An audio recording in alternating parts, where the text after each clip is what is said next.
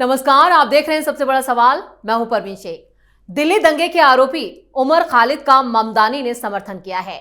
New York के नए mayor Zohran Mamdani ने उमर खालिद को भावनात्मक तौर पर एक खत लिखकर उनके प्रति एकजुटता दिखाई है। ये खत उस दिन सामने आया जब ममदानी ने मेयर के रूप में शपथ ली।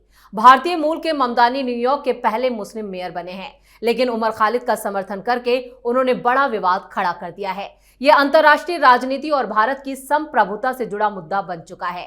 ममदानी और 8 अमेरिकी सांसदों के भारत से जुड़ी टिप्पणी को भारत को वैश्विक मंच पर बदनाम करने की कोशिश के तौर पर देखा जा रहा है, जिसमें राहुल गांधी और विदेशी नेटवर्क की भूमिका की बात भी की जा रही है। अब सबसे बड़ा सवाल यह है कि ये मानवाधिकार का मामला है या फिर भारत के खिलाफ अंतर्राष्ट्रीय प्रेशर पॉलिटिक्स का। इस पर चर्चा के लिए स्टूडियो मौजूद हैं कैपिटल टीवी के editor in chief doctor Manish Kumar. Sir, आपका बहुत बहुत स्वागत है। धन्यवाद।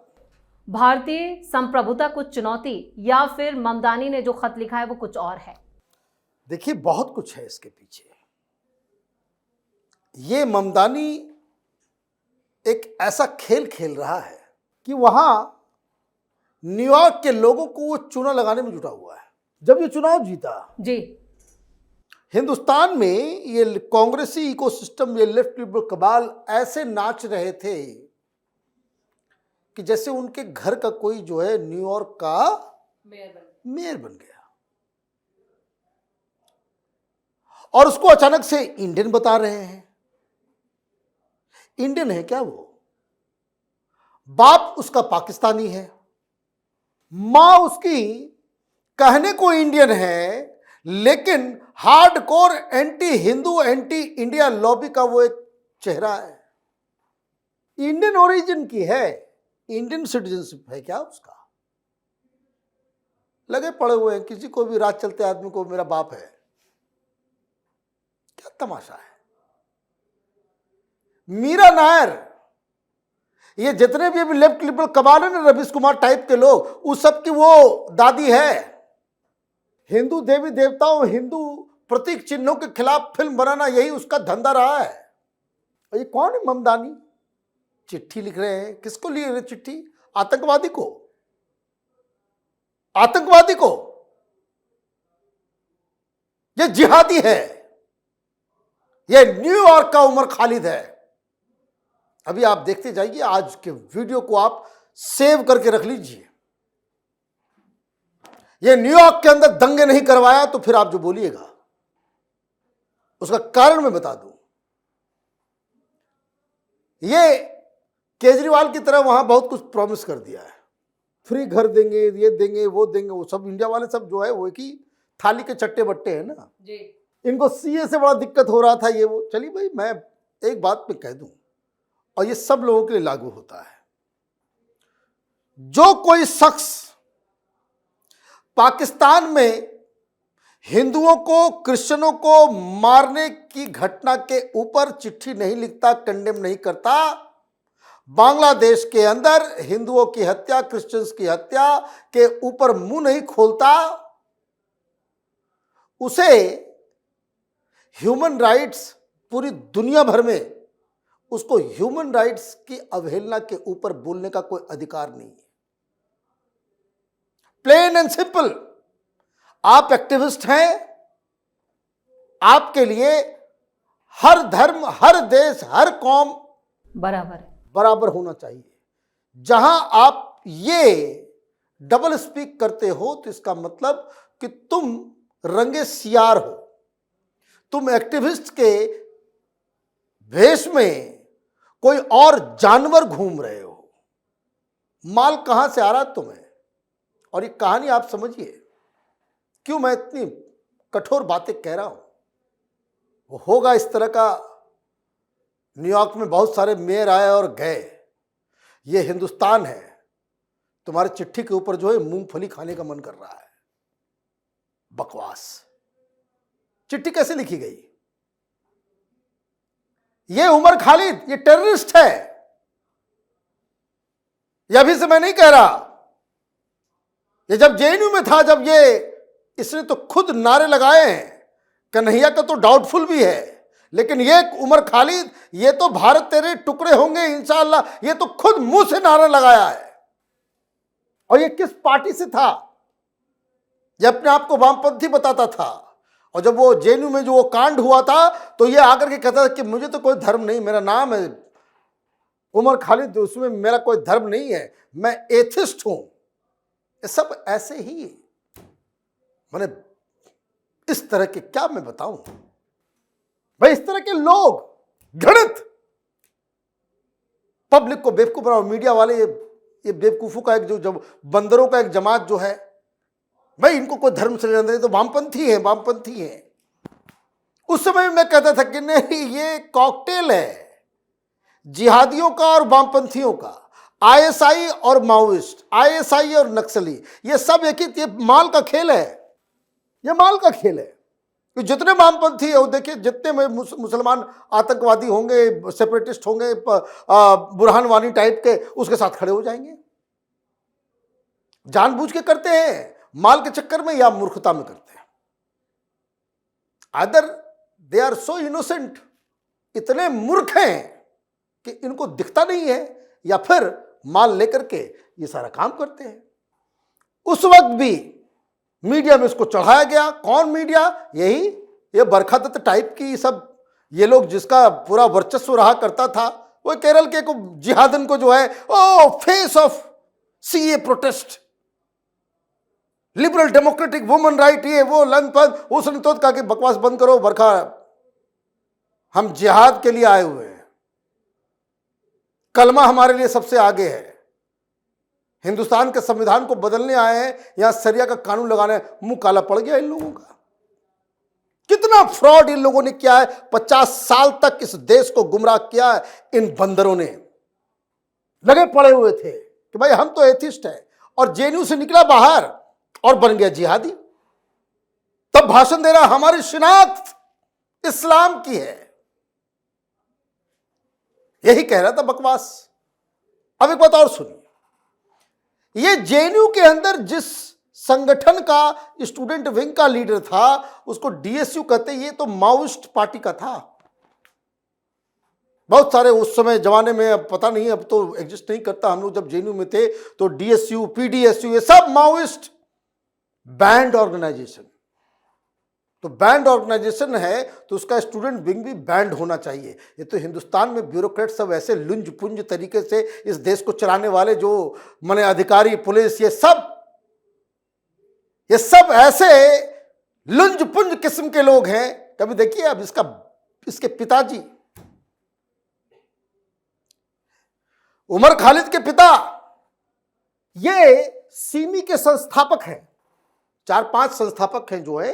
पूछताछ भी की गई थी इन्हें इस हिरासत। तो ये वो टेररिस्ट ऑर्गेनाइजेशन बैन कर दिया, कांग्रेस ने बैन किया। अब आपने बैन कर दिया ऑर्गेनाइजेशन को, आदमी को खुला छूट छोड़ दिया। अरे भाई, चोर चोरी से जाएगा, हेरा फेरी से थोड़ी जाएगा। और उसको देखिए, ये all India Muslim personal law board वाले जो है, उसको स्पोक्स पर्सन बनाए हुए। आप देख रहे कनेक्शन, आप देख रहे हैं, मेरे शर्म नहीं आती इन लोगों को। खुले रूप से ये लोग जो है वो हिंदुस्तान और हिंदुस्तान के संविधान और हिंदुस्तान के पूरे सिस्टम को जो है ये धता बताने में लगे हुए हैं। This is what they are doing. एक व्यक्ति जो कल लश्कर तौबा का कमांडर था, लश्कर तौबा को आपने बैन कर दिया, उसको आप मुस्लिम पर्सनल लॉ बोर्ड में ले लेंगे। यही सिमी और सिमी का जो एक विंग था इंडियन मुजाहिदीन, देश भर में इन लोगों ने बॉम्ब ब्लास्ट करवाए, वो आज मुस्लिम पर्सनल लॉ बोर्ड का वो स्पोक्स पर्सन बना हुआ है। मैं देख रहा था, बहाना बनाया इन लोगों ने कि बेटी की शादी में जाना है, चले गए वहां, किससे मिलने? ये लॉबिंग, ये राहुल गांधी जिससे मिलकर के आया, राहुल गांधी का जितना प्रोग्राम अमेरिका में हुआ, ये सब पाकिस्तानी आईएसआई के लोग सब करवा रहे थे। कैपिटल टीवी के आर्काइव में जाइए, वो पूरा का पूरा डिटेल हम लोगों ने शेयर किया है। वो आपको मिलवा रहा है। किस लिए मिलवा रहा है? कि भाई 5 साल से जेल के अंदर उसको बाहर निकालो। और ऐसे चारण भांड किस्म के ये पैसे खाकर आतंकवादियों के तलवे चाटने वाले ये रवीश कुमार सब जैसे पत्रकार लोग, ये फिर जिस दिन वो जेल से बाहर निकलेगा उसको महिमा मंडन करेंगे। कोई ये पूछता है कि भाई डीएसयू का आदमी कैसे वो पॉलिटिक्स उस समय गिरफ्तार क्यों नहीं किया गया? इन लोगों का एक गुरु है रोना विल्सन, जेल में सड़ रहा है प्रधानमंत्री मोदी की हत्या के आरोप में, लैपटॉप पे पूरा प्लान मिला है। क्या मजाक है? तो ये राहुल गांधी ने रास्ता दिखाया, सारे लोग जो है भाई ऐसे ही तुम कोई भी हो, 1 लाख लोग इस तरह के एक्टिविस्ट जो है जेल के अंदर में होंगे दुनिया भर में, ममदानी तक पहुंच जाएंगे, यूएस सेनेटर तक पहुंच जाएंगे। Now it's a matter of investigation कि ये सिमी के संस्थापक को, जिसको हिंदुस्तान के सिस्टम ने छोड़ दिया पता नहीं किस डर से, अबे संगठन बंद कर रहे हो तो उसके साथ तमाम चट्टे बट्टों को जेल के अंदर में डालो ना।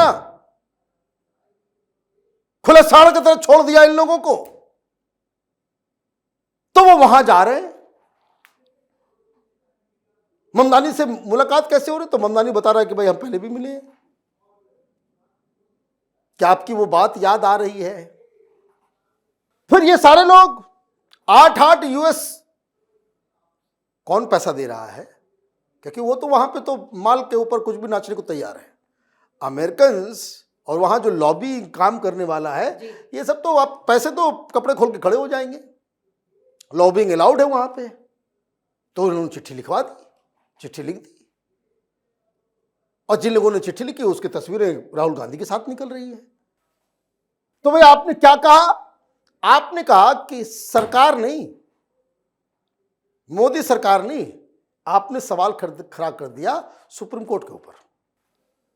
It is not about India, of course it is about India, it is not about Modi government. आपने सुप्रीम कोर्ट के प्रोसीजर के ऊपर आपने लांछन लगा दी, और जरा सा भी देशभक्ति का एक कतरा भी बह रहा है ना, देश के बारे में अगर जरा सा भी चिंता है कपिल सिब्बल, मनु सिंघवी, प्रशांत भूषण को, तो इसको आज जो है प्रेस कॉन्फ्रेंस करके ममदानी और यूएस की तमाम जो भांड किस्म के जो सांसद हैं, पैसे लेकर के पता नहीं क्या क्या करते हैं ये लोग, जिनको केस के बारे में पूरा मालूम नहीं है, इन लोगों की चिट्ठी को कंडेम करें। बिल्कुल। आप कहोगे कि भाई वहां पे सुप्रीम कोर्ट में, और जजेस को अगली सुनवाई के दौरान पूछना चाहिए, उसके पिता को बुला करके पूछना चाहिए, हाँ भाई यहां से न्याय नहीं मिल रहा ना, अब अमेरिका जाओ, तुम अमेरिका जाओ, यहां से अमेरिका में ही तुम अब लिखवा लो, वहीं से ट्रंप से चिट्ठी लिखवा के लाओ। तमाशा बना करके रखा हुआ है, ऐसे चलेगा? उसको भी मालूम कुछ नहीं होने वाला है। तो दो चीज, ये मिस्टर इलियास, ये जो पिताजी हैं उमर खालिद के, उसने कह दिया ये वकील साहब बकवास है। और मैं तो अमित शाह जी से एक और रिक्वेस्ट करूंगा जी, कि प्रशांत भूषण, ये सिंघवी, ये कपिल सिब्बल, ये मुफ्त में काम कर रहे हैं या इनको पैसे मिल रहे? क्योंकि they are the highest paid supreme court lawyers. बिल्कुल। एक हियरिंग पे 50-50 लाख, 25-25 लाख, पता नहीं क्या रेट है, वॉट एवर बेबी, लेकिन वो लाखों में है एक माने अपीयरेंस का। तो ये जो उमर खालिद का जो बाप है, क्या उसके पास वो पैसे हैं? और है तो कहां से आए? और है तो कहां से आ रहा है? और अगर नहीं है तो उसको स्पॉन्सर कौन कर रहा है?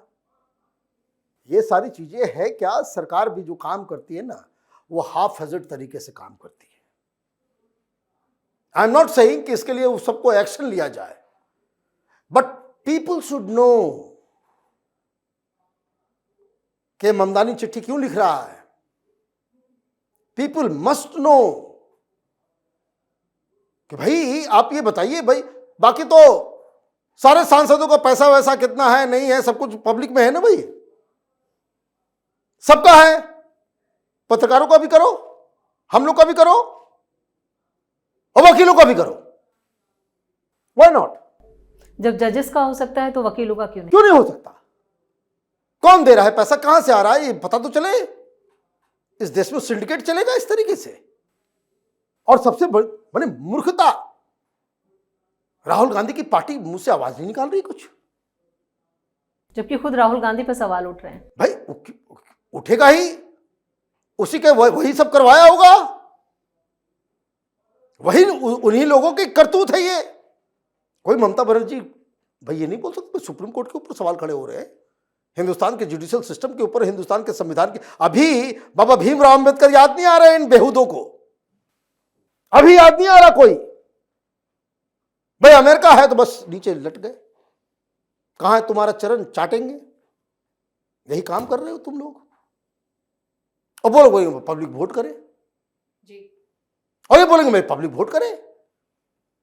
मैंने मुसलमानों को बंदर बनाने का इन लोगों ने पूरा फॉर्मूला तैयार कर रखा है। भाई आम गरीब मुसलमान को क्या लगेगा? वो तो यही बोलेगा कि देखो भाई अमेरिका से भी लोग बोल रहे हैं कि बड़ा अन्याय हो रहा है उसके साथ। देश में जो सरकार जो है और जो सुप्रीम कोर्ट जो है एंटी मुस्लिम है, वो एंटी मुस्लिम है। You don't understand what is going on. और वो क्यों कर रहा है? वो इसलिए कर रहा है कि उसको न्यूयॉर्क में जो उसने प्रॉमिस कर दिया वो पूरा नहीं होना है, वहां दंगा करवाएगा ये। और ये जो 5-5 हजार रुपया लेकर के जो मौलवी मौलाना टीवी पे आते हैं गाली सुनने के लिए, वो लोग खड़े हो जाएंगे। मतलब आपने एक पूरा एक ऐसा विचित्र, और ये सब कौन लोग हैं? ये सब दिमाग देने वाले वही हिंदू सेकुलर पॉलिटिकल पार्टी के लोग, बड़े बड़े वकील, यही सब दिमाग में घुमाते रहते हैं कि बिल कटते रहना चाहिए, बिल कटते रहना। देखिए बहुत सारे लोग बेरोजगार क्यों हो रहा है, मैं भी आपको बता दूं कि बेरोजगारी आ गई। ये राम मंदिर का मसला खत्म हुआ तो उस गैंग की ये बेरोजगारी आ गई इन लोगों की। तो बहुत फंड आता था इन लोगों का, अरबपति बन गए, कसम से मैं कहता हूं। आम मुसलमानों को यह बात समझ में आनी चाहिए कि तुम्हारे भावनाओं को भड़का करके लोग खरपति, अरबपति, करोड़पति बन जाते हैं और तुम वहीं के वहीं रहते हो। हाँ, वो तुमको उधर रखने का ही इंतजाम है। तो ये सारी चीजें क्या, मुझे तो समझ में नहीं आ रहा है। भाई कोई हिंदुस्तान के डेमोक्रेसी के ऊपर, हिंदुस्तान के सुप्रीम कोर्ट के ऊपर, हिंदुस्तान के संविधान के ऊपर, हिंदुस्तान के सिस्टम के ऊपर कोई सवाल खड़े कर रहा है, एक स्वर में बोलना चाहिए कि बकवास बंद करो। अपने घर में जाकर के देखो वहां कौन सा ह्यूमन राइट तुम कर रहे हो। ग्वांतानामो बे में मुसलमानों को जब काट रहे थे, वहां टॉर्चर कर रहे थे, तब तुमने चिट्ठी लिखी थी? ओसामा बिन लादेन को जब मारने के लिए आए, बिना किसी वारंट, बिना ये के उसको मार के चले गए, कौन सा इंटरनेशनल लॉ को तुमने फॉलो किया? तो टेररिस्ट है तो टेररिस्टों के साथ भी खड़े हो जाओगे। तुम्हारा टेररिस्ट और हमारा गुनहगार जो है वो गंगा में डुबकी लगाया हुआ जो है संत हो गया। दिक्कत क्या है? ये इन लोगों की गलती है। इन लोगों, इस तरह के चरित्र वाले लोग जो हर चीज में अमेरिका भाग जाते हैं ना, हर चीज में जो अमेरिका भाग जाते हैं, ये दिक्कत उन लोगों की है। डॉक्टर साहब, इस तमाम जानकारी के लिए और सही और सटीक विश्लेषण के लिए आपका बहुत बहुत धन्यवाद। दुनिया भर में एंटी मुस्लिम प्रोटेस्ट के बीच ममदानी का न्यूयॉर्क मेयर बनना विवादों में आ चुका है। वो ट्रंप के कट्टर विरोधी हैं, घुसपैठियों को लेकर सॉफ्ट हैं, कुरान पर हाथ रखकर ओथ लेते हैं और न्यूयॉर्क में रेवड़ी पॉलिटिक्स का नया चेहरा है। कंट्रोवर्सी कभी उन्हें छोड़कर नहीं जाती। चुनाव के दौरान भी ये होता रहा और अब फिर वही हो रहा है। ममदानी इंडिया को लेकर काफी बोलते हैं। अपनी स्पीच में नेहरू का जिक्र कर चुके हैं, वहां तक तो ठीक था, लेकिन अब उन्होंने उमर खालिद के लिए एक खत लिख दिया है। अमेरिका में उमर खालिद के माँ बाप से मिले और फिर ये खत लिखा गया जो एंटी इंडिया के मंसूबे को जाहिर करता है। इस खास शो में इतना ही। वीडियो कैसा लगा कमेंट करके अपनी राय जरूर दें। वीडियो को लाइक करें, शेयर करें और कैपिटल टीवी को सब्सक्राइब जरूर करें। धन्यवाद।